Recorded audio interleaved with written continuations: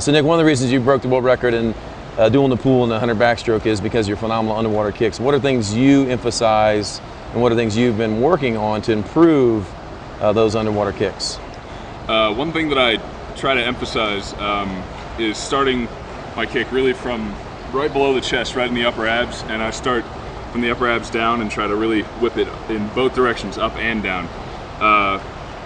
What that does is it actually sets up, a powerful up and a powerful down kick, so you're not just getting one kick, you're basically getting two kicks every time you're doing one motion.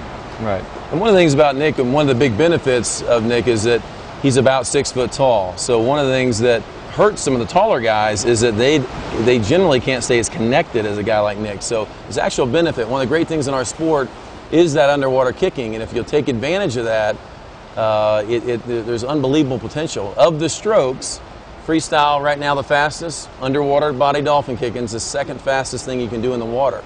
Now Nick, when you raced and you come off of your start, are you trying to kick as fast as you can or as big as you can, or what are the things you're trying to do?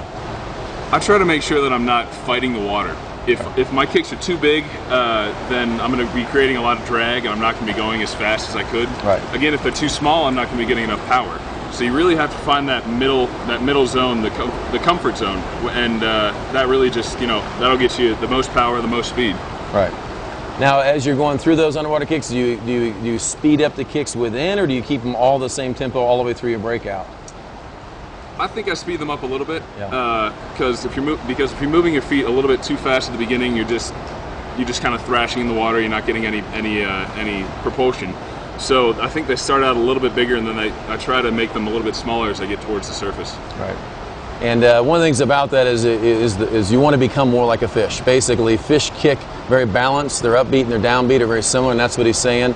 And one of the things Nick does well is he does that, but still has room to improve. What the fun thing is to be even faster. There's fine details that you can work on, but some of the standard things that never go away are maintain proper body line, a little bit of movement on the leading edge with the hands, but not a lot, and then have that go through your body and really have the power begin at the ribs and down. And that's where you want to be in a proper position. And that's why you need the flexibility as much as you need the power in your developing of your careers. Wouldn't you agree?